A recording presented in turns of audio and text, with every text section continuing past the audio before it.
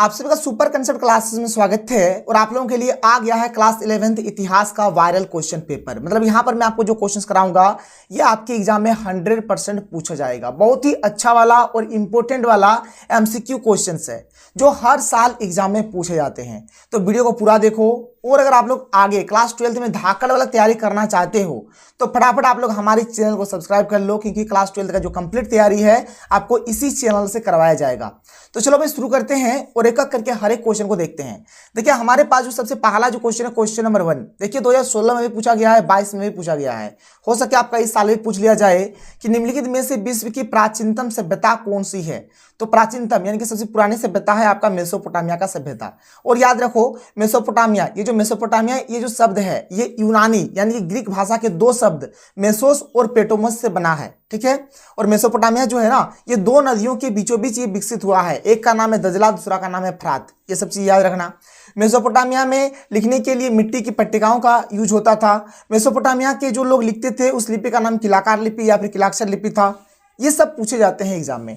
आगे देखो, आगे बढ़ते हैं। अगला क्वेश्चन क्या है देखो कि मेसोपोटामिया की आरंभिक सभ्यता कौन सी थी, मतलब स्टार्टिंग में इनका कौन सा सभ्यता था। तो सुमेरियन सभ्यता या फिर सुमेर सभ्यता, कुछ भी बोलो, सुमेरियन सभ्यता या फिर सुमेर सभ्यता।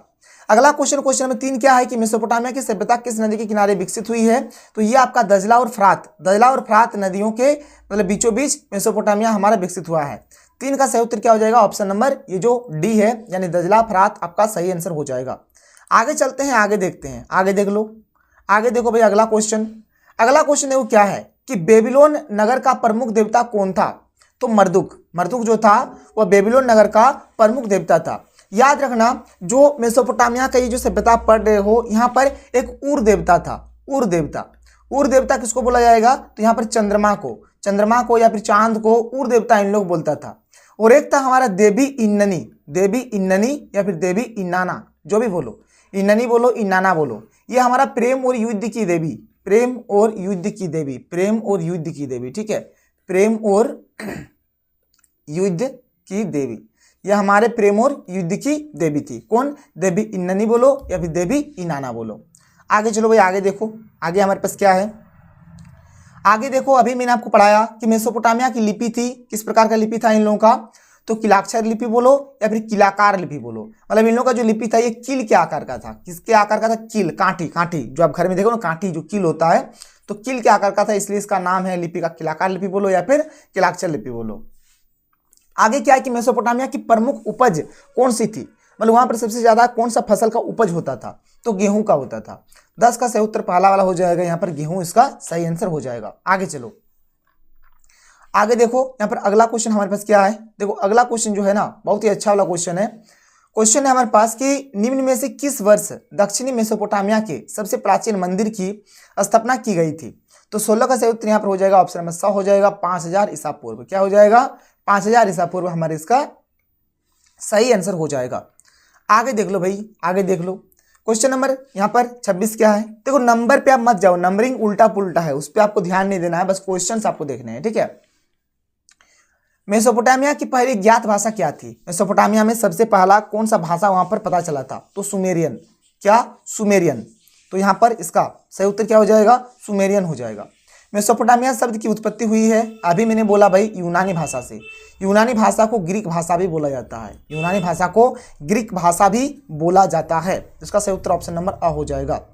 आगे देखो, बेबीलोन मेसोपोटामिया का महत्वपूर्ण शहर कब बना। बेबीलोन जो था वह मेसोपोटामिया का महत्वपूर्ण शहर कब बनता है, तो 2000 ईसा पूर्व के बाद बनता है। कब बनता है, 2000 ईसा पूर्व के बाद बन जाता है, 2000 ईसा पूर्व के बाद। आगे चलो, अगला क्वेश्चन है किस नगर से वाक्रा शीर्ष मिला है। तो ये आपका मिला है उरुक नगर से। कहां से मिला है, उरुक नगर से मिला है। और ये वाक्रा शीर्ष क्या था भाई, तो एक स्त्री का एक सिर था, जिसको सफेद संगमरमर से तराश कर बनाया गया था। अगला क्वेश्चन है कि महाकाव्य गिलगामेश कितनी पट्टिकाओं में लिखा गया है। यह क्वेश्चन ऐसे भी आता है कि महाकाव्य गिलगामेश का संबंध किस सभ्यता से है, तो मेसोपोटामिया की सभ्यता से है। और ये कितनी पट्टिकाओं पर लिखा गया था, तो भाई ये आपका लिखा गया था 12 पट्टिकाओं पर, 12 मिट्टी के पट्टिकाओं पर लिखा गया था। मेसोपोटामिया में प्राचीन नगर अस्तित्व में आने लगे। जो प्राचीन नगर थे वे कब अस्तित्व में आने लगे, तो ये आने लगे थे भाई 3000 ईसा पूर्व। 3000 ईसा पूर्व इस ये हो जाएगा इसका आंसर, 3000 ईसा पूर्व इसका करेक्ट आंसर हो जाएगा। आगे देख लो अगला क्वेश्चन। अगला क्वेश्चन हमारे पास है, अगला क्वेश्चन है कि पहली लिखित मेसोपोटामियाई पट्टिका मिली थी, कहां पर मिली थी, तो ये आपका मिला था उरुक में। कहां मिला था, उरुक में। क्वेश्चन नंबर 33 क्या है, देखो अशुरबनिपाल कहां के शासक थे, हो जाएगा कहां के शासक थे, कहां के शासक थे, कहां के राजा थे, तो ये थे असीरिया के। कहां के, असीरिया के। तो यहां पर देखो इस चैप्टर का मैंने जितना भी आपको क्वेश्चंस कराया सारा इंपॉर्टेंट है। आगे अभी मैं आपको और बहुत सारा क्वेश्चंस करवा रहा हूं, बस आप अच्छे से देखते रहो, अच्छे से देखते रहो, अच्छे से देखते रहो भाई। ये सारे क्वेश्चंस आपके एग्जाम में पूछे जाएंगे, ये सारे क्वेश्चंस आपके एग्जाम के लिए बहुत ही ज्यादा इंपॉर्टेंट है। देखो अगला जो हमारा शुरू हो रहा है, अगला क्वेश्चन क्या है कि तीसरी शताब्दी में रोमन सम्राटों को मध्य यूरोप में किससे निरंतर युद्ध करना पड़ता था, किससे, तो विदेशी बर्बर से इन लोगों को युद्ध करना पड़ता था। रोमन साम्राज्य की मुख्य भाषा क्या थी, तो रोमन साम्राज्य का मुख्य भाषा था लेटिन। क्या था, लेटिन। रोमन साम्राज्य को पूर्वी तथा पश्चिमी भागों में किस सदी यानी कि ईस्वी में बांटा गया, किस ईस्वी में बांटा गया था, तो तीसरी सदी में, तीसरी ईस्वी में, ठीक है, तीसरी ईस्वी में, तीसरी सदी में बांटा गया। रोम नगर किस नदी के किनारे बसा हुआ था, तो टाइबर, टाइबर नदी के किनारे ये बसा हुआ था। 29 का क्या हो जाएगा, 29 का सा हो जाएगा, टाइबर नदी इसका आंसर हो जाएगा। आगे चलो, आगे देखो आगे क्या है कि वह कौन सा प्राचीन साम्राज्य था जो 3 महादेशों में फैला हुआ था, तो रोम साम्राज्य। रोम साम्राज्य जो था ये 3 महादेशों में या फिर 3 महाद्वीपों में यानी कि एशिया, यूरोप और अफ्रीका में ये फैला हुआ था। 30 का सही उत्तर यहाँ पर क्या हो जाएगा, रोम साम्राज्य हो जाएगा। प्राचीन यूनान और रोम के लोग थे, किस प्रकार के थे इन लोग, तो इन लोग जो थे ना, इन लोग हमारे थे बहुदेववादी, बहुदेववादी मतलब बहुत सारे भगवान को मानने वाले थे। इन लोग बहुत सारे भगवान को मानते थे। रोमन साम्राज्य का प्रथम सम्राट कौन था, प्रथम सम्राट कौन था भाई, तो प्रथम सम्राट था अगस्टस। कौन था प्रथम सम्राट, अगस्टस। और देखो अगस्टस के नाम से ही बोला जाता है कि अगस्त महीना का नाम पड़ा है, और जुलाई सीजन के नाम से जुलाई महीना का नाम पड़ा है। ये सब चीज आप याद रखना थोड़ा। आगे देखो अगला क्वेश्चन क्या है कि रोमन साम्राज्य का विस्तार हुआ था, तो यूरोप, एशिया, अफ्रीका तीनों में, इनमें से सभी हो जाएगा। रोमन अर्थव्यवस्था मुख्य रूप से आधारित थी। देखो रोमन जो अर्थव्यवस्था था ये किस पर आधारित था, तो दास श्रम पर ये आधारित था। 34 का क्या हो जाएगा, अ हो जाएगा सही आंसर। क्वेश्चन 35 क्या कि 4 राजाओं वाली प्रणाली किसने प्रारंभ की, तो ये प्रारंभ किया था हमारा, 35 का सही उत्तर हो जाएगा यहाँ पर हमारा हो जाएगा ऑप्शन नंबर 100 हो जाएगा। क्या हो जाएगा, डायोक्लेशियन। क्या हो जाएगा, डायोक्लेशियन ठीक है, ये हो जाएगा 35 का 100 यहाँ पर आंसर हो जाएगा। आगे देखो अगला क्वेश्चन क्या है कि एम्फोरा क्या है, एम्फोरा क्या है भाई, तो एम्फोरा एक कंटेनर है, एक कंटेनर है। किस चीज का कंटेनर, तो मिट्टी का एक कंटेनर होता है या फिर मिट्टी का बर्तन बोल सकते हो, जिसको एम्फोरा बोला जाता है। ईसाई धर्म को रोम का राजधर्म किसने बनाया, किसने बनाया था, तो ये बनाया था आपका कंस्टेंटाइन ने, कंस्टेंटाइन ने हो जाएगा इसका आंसर। किस रोमन शासक ने डोमिनस एटडियस की उपाधि धारण की थी, किसने धारण किया था, तो ये धारण किया था आपको, धारण किया था आपका क्या हो जाएगा, क्या है, डायोक्लेशियन, डायोक्लेशियन इसका आंसर हो जाएगा। 38 का सही उत्तर क्या हो जाएगा, यहाँ पर ऑप्शन नंबर डी हो जाएगा, डायोक्लेशियन इसका सही आंसर हो जाएगा। आगे देखो अगला है हमारा कि पैक्स रोमाना क्या है, तो पैक्स रोमाना हमारा एक क्या है, एक स्वर्ण काल है, एक क्या है, स्वर्ण काल है, गोल्डन टाइम जिसको हम लोग बोल सकते हैं, ठीक है। तो 39 का क्या हो जाएगा, यहाँ पर ये जो स्वर्ण काल है ये हो जाएगा इसका आंसर। आगे चलते हैं, आगे देखते हैं आगे हमारे पास क्या है, देख लो आगे हमारे पास क्या है। तो आगे हमारे पास अगला क्वेश्चन है कि एकल परिवार क्या है। रोमन साम्राज्य में एकल परिवार था, तो एकल परिवार में क्या होता है, पुरुष होते हैं, उसकी पत्नी होते हैं और उसके बच्चे होते हैं, यानी कि इनमें से सभी इसका आंसर हो जाएगा। गृहयुद्ध का अर्थ है, गृहयुद्ध का मतलब क्या होता है, तो गृहयुद्ध का मतलब होता है आपका, गृहयुद्ध का मतलब आपका हो जाएगा सशस्त्र विहीन संघर्ष हो जाएगा, सशस्त्र विहीन संघर्ष। एक्चुअली में गृहयुद्ध जो होता है ना, ये मतलब देश के भीतर ही होता है, देश के भीतर ही होता है, 2 गुट में हो गया, कोई भी 2 चीज में हो जाएगा, देश के अंदर ही होता है, और ये सशस्त्र विहीन संघर्ष होता है। 42 का देखो 31 ईसा पूर्व में ऑक्टेवियन ने स्वयं को सम्राट नहीं बल्कि घोषित किया, स्वयं को सम्राट नहीं बल्कि घोषित किया। तो सम्राट नहीं घोषित करता है बल्कि खुद को क्या घोषित करता है, तो ये खुद को घोषित करता है प्रिंसेप्स, क्या घोषित करता है, प्रिंसेप्स घोषित करता है। क्वेश्चन नंबर 43 देख लो क्या है, क्वेश्चन नंबर 43 हमारे पास क्या है, क्वेश्चन नंबर 43 कि किसने शार्लेमेन को स्वर्ण मुकुट पहनाकर पवित्र रोमन साम्राज्य का शासक नियुक्त किया? किसने किया था ये? तो ये किया था आपका लियो थ्री ने। किसने? लियो थ्री। लियो थ्री इसका आंसर हो जाएगा। आगे चलो, आगे देखो, आगे हमारे पास यहाँ पर क्या है? आगे है कि कौन सा साम्राज्य 3 महाद्वीपों एशिया, यूरोप एवं अफ्रीका तक विस्तृत था? तो रोमन साम्राज्य भी और ईरानी साम्राज्य भी, ये दोनों साम्राज्य जो है ये 3 महाद्वीपों में यानी कि 3 महादेशों में एशिया, यूरोप और अफ्रीका में फैला हुआ है। तो इसका सही उत्तर ऑप्शन नंबर सा हो जाएगा, यानी कि ये भी और ये भी। ठीक है, इसका राइट आंसर क्या हो जाएगा? यहाँ पर ये वाला इसका सही आंसर हो जाएगा। आगे देखो, आगे हमारे पास क्या है? आगे हमारे पास है कि गृहयुद्ध का अर्थ है। तो गृहयुद्ध का मतलब क्या हो जाएगा आपका? अभी मैंने बोला सशस्त्र विहीन संघर्ष हो जाएगा। मतलब इसमें शस्त्र विहीन संघर्ष, मतलब शस्त्र का इसमें यूज नहीं किया जाता है। देखो यहाँ पर पहला क्वेश्चन क्या है कि निम्नलिखित में से खानाबदोश जाति कौन सी थी? यहाँ पर कौन सी जाति खानाबदोश जाति थी? तो यहाँ पर इसका सही उत्तर हो जाएगा, देखो हुन भी होगा, मंगोल भी होगा, शक भी होगा, यानी कि ऑप्शन नंबर डी इसका सही हो जाएगा, उपयुक्त सभी। अगला क्वेश्चन है कि मंगोलों का प्रिय पशु था, तो इन लोगों का प्रिय पशु घोड़ा था। एक चीज याद रखना, एक चीज पूछा जाता है यायावर। यायावर का माने क्या होता है? तो यायावर का माने होता है खानाबदोश। क्या होता है? खानाबदोश बोलो या फिर घुमक्कड़ बोलो, या फिर घुमक्कड़ बोलो। देखो खानाबदोश, घुमक्कड़ ये क्या होता है आप लोग जानते हैं, हम लोग इसको गुलगुलिया बोलते हैं। आप लोग देखे होंगे कि गांव वगैरह में गुलगुलिया आते रहता है, तो ये जो गुलगुलिया हो गया इसी को हम लोग खानाबदोश बोलते हैं, या फिर घुमक्कड़ बोलते हैं, या फिर यायावर बोलते हैं। इस चीज़ को भी आप लोग याद रखना, क्योंकि यहाँ से भी क्वेश्चन पूछे जा सकते हैं। आगे देख लो आगे हमारा क्या है? अगला क्वेश्चन कि मंगोल साम्राज्य का संस्थापक था, कौन था? Genghis Khan. कौन था? चंगेज खान था। और एक चीज याद रखना, चंगेज खान का जो जन्म है 1162 को हुआ था और इनका मृत्यु 1227 को हुआ था। ये दो चीज वेरी इंपॉर्टेंट है, एग्जाम में पूछे जाते हैं इससे क्वेश्चंस, इसलिए आपको इस चीज को कर लेना है। आगे चलो भाई, आगे देख लो, आगे हमारे पास क्या है? आगे हमारे पास क्या है? अभी मैंने आपको बता दिया यायावर का अर्थ है, तो इसका मतलब होता है घुमक्कड़। किसका होता है? इसका मतलब क्या होता है? घुमक्कड़ होता है। क्वेश्चन 25 क्या है कि ओगोदेई किसका पुत्र था? तो ओगोदेई जो था ना, ये चंगेज खां का पुत्र था। किसका पुत्र था? चंगेज खां का ये पुत्र था। चंगेज खां की मृत्यु कब हुई? चंगेज खां का मृत्यु कब हुआ था? अभी मैंने आपको बता दिया, इनका मृत्यु हुआ था आपका 1227 को। कब मृत्यु हुआ था? 1227 को, और जन्म हुआ था 1162 को। आगे देखो, अगला क्वेश्चन हमारे पास क्या है? अगला क्वेश्चन है कि कुबलई खां किस वर्ष गद्दी पर बैठा? तो जो कुबलई खां था ना, ये गद्दी पर बैठता है 1260 को। कब बैठता है? 1260 को। मंगोलिया गणराज्य कब बना? तो मंगोलिया गणराज्य बनता है 1921। एक मिनट, हाँ ठीक है, 1921 को। कब बनता है? 1921 को। मंगोलिया गणराज्य कब बनता है? 1921 को बनता है। कोई दिक्कत, कोई प्रॉब्लम नहीं है। आगे चलिए, आगे हमारे पास अगला क्वेश्चन क्या है कि 5 क्या है? तो 5 माने आपका क्या होता है? तो 5 माने होता है जागीर। 5 का मतलब क्या होता है? जागीर होता है। तो यहाँ पे क्या हो जाएगा आपका? इसका आंसर क्या हो जाएगा? जागीर हो जाएगा। आगे चलो, अगला क्वेश्चन देखो, यहाँ पे अगला क्वेश्चन हमारे पास क्या है? अगला क्वेश्चन देख लो। अगला क्वेश्चन है कि सर्प किसे कहा जाता था? सर्प किसको बोला जाता था? तो सर्प बोला जाता था भूदास। जो भू के जो दास होते थे, जो मालिक होते थे, उसको सर्प बोला जाता था। आगे चलो, आगे देखो, अगला क्वेश्चन है हमारे पास कि ईसाई धर्म का प्रथम पोप किसे माना जाता है? किसको माना जाता है ईसाई धर्म का प्रथम पोप? तो ग्रिगोरी। क्या हो जाएगा? ग्रिगोरी इसका आंसर हो जाएगा। ग्रिगोरी इसका आंसर हो जाएगा। अगला क्वेश्चन देख लो भाई, अगला क्वेश्चन हमारे पास क्या है? क्वेश्चन नंबर यहाँ पर 12 क्या है कि सामंतवादी अधिकरण के सबसे निचले पायदान पर कौन आता था? कौन आता था? पादरी सबसे पहले आता था। पादरी सबसे पहले आता था, प्रथम वर्ग में आता था। तो यहाँ पर इसका सही उत्तर हो जाएगा नाइट्स। क्या हो जाएगा? नाइट्स। नाइट्स सबसे नीचे आता था।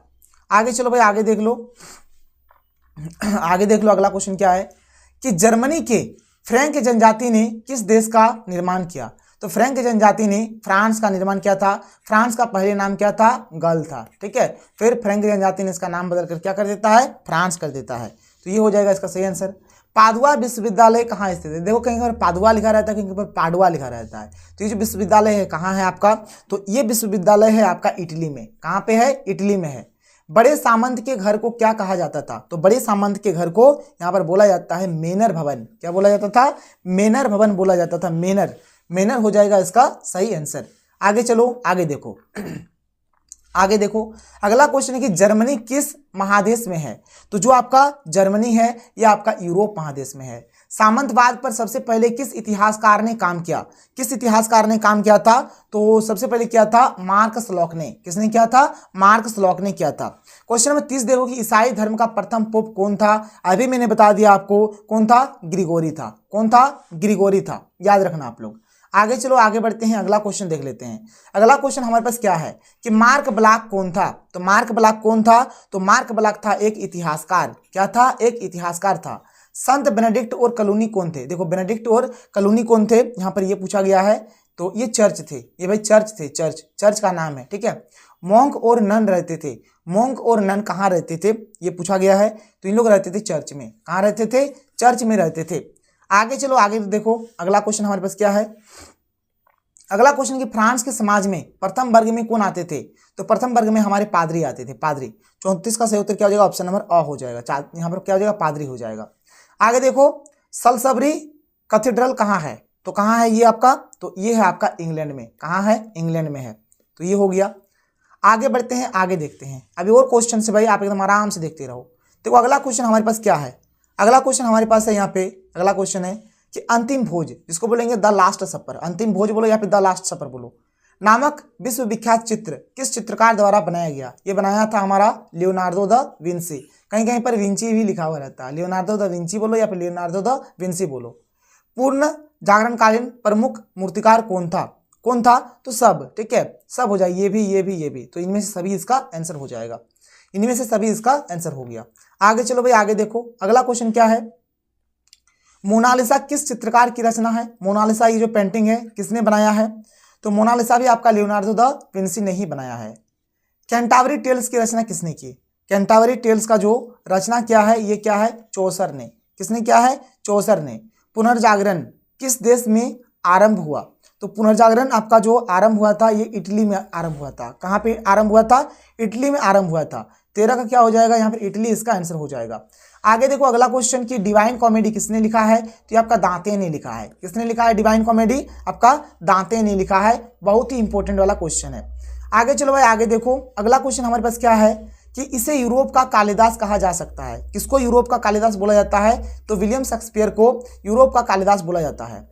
सौरमंडल के ग्रहों का गति संबंधी सिद्धांत प्रतिपादित किया, किसने दिया था ये गति संबंधी नियम? तो ये केपलर ने दिया था। दी पाइटा नामक चित्र किसकी कृति है? दी पाइटा, ये मतलब जो चित्र ये किसने मतलब बनाया है, ठीक है। तो यहाँ पर इसका आंसर हो जाएगा माइकल एंजेलो। क्या हो जाएगा? माइकल एंजेलो हो जाएगा इसका आंसर। ये जो क्वेश्चन नंबर 25 है बहुत ही ज्यादा इंपॉर्टेंट है, बहुत बार पूछा गया क्वेश्चन है कि द सिविलाइजेशन ऑफ द रेनेपो नामक पुस्तक की रचना किसने की थी? किसने किया था इस पुस्तक का रचना? तो इसका रचना क्या है आपका? जेकब बर्कहार्ट ने। किसने? Jacob Burckhardt. 25 का सही उत्तर क्या हो जाएगा? जेकब बर्कहार्ट हो जाएगा। तुर्कों ने किस वर्ष कुस्तुनतुनिया पर विजय प्राप्त किया? कब विजय प्राप्त किया था इन लोग कुस्तुनतुनिया पर? तो इन लोग विजय प्राप्त किया था 1453 ईस्वी को। कब? 1453 ईस्वी हो जाएगा, 1453 ईस्वी। अराबाकी लुकायो के लोग कहाँ रहते हैं? तो ये जो अराबाकी लुकायो के जो लोग थे ना, इन लोग रहते थे हमारे कैरिबियन द्वीप समूह में। कहाँ रहते थे? कैरिबियन द्वीप समूह इसका आंसर हो जाएगा। आगे देखो, अगला क्वेश्चन, क्वेश्चन नंबर 28 क्या है कि पृथ्वी अपनी धुरी पर घूमती है, यह सिद्धांत किसने प्रतिपादित किया था? तो ये क्या है आपका? कॉपरनिकस ने। किसने क्या है? कॉपरनिकस ने क्या है, ठीक है। आगे देखो भाई, आगे हमारे पास यहाँ पर अगला क्वेश्चन क्या है आप देख सकते हो।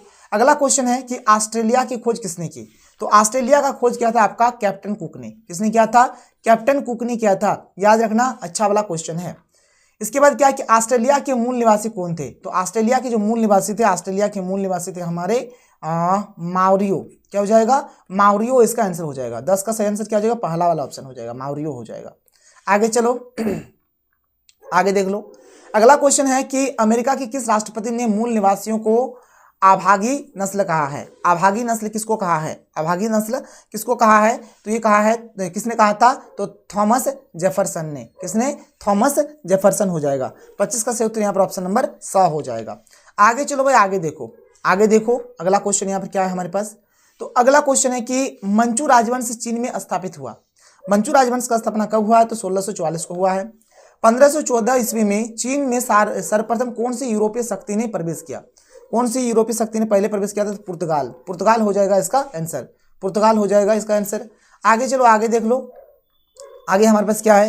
अगला क्वेश्चन यहाँ पर हमारे पास है कि 18वीं सदी के आरंभ में यूरोपीय लोग चीन से क्या खरीदते थे? तो ये लोग खरीदते थे, यहाँ पर क्या खरीदते थे? चाय भी खरीदते थे, रेशम भी खरीदते थे, मिट्टी के बर्तन भी खरीदते थे। इनमें से सभी हो जाएगा।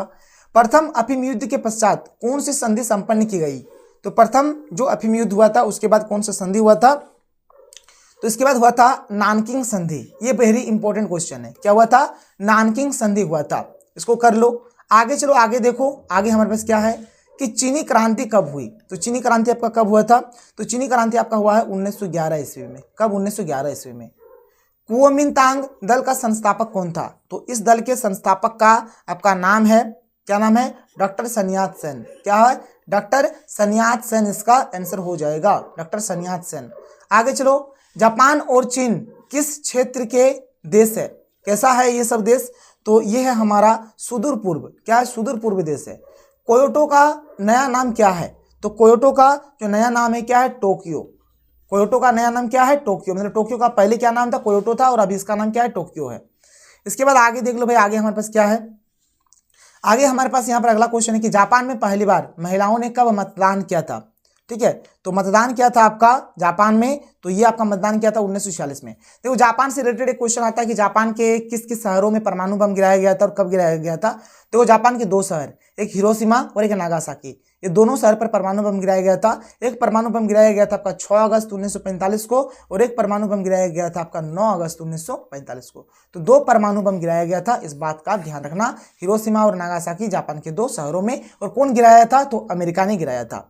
देखो भाई, हमारा आज का जो लास्ट क्वेश्चन है, लास्ट क्वेश्चन क्या है कि 1911 में मंचू राजवंश के समाप्ति के पश्चात किसके नेतृत्व में गणतंत्र की स्थापना हुई? तो यहाँ पर इसका हो जाएगा चियांग करसेक। क्या हो जाएगा? चियांग करसेक इसका आंसर हो जाएगा। तो चलो, ये रहा हमारा आज का वीडियो। आप सभी को एग्जाम के लिए बेस्ट ऑफ लक। आप लोग अच्छे से एग्जाम देने जाओ, एग्जाम में फोड़ के आओ। तो चलो, मिलते हैं अगले वीडियो में। थैंक यू, जय हिंद।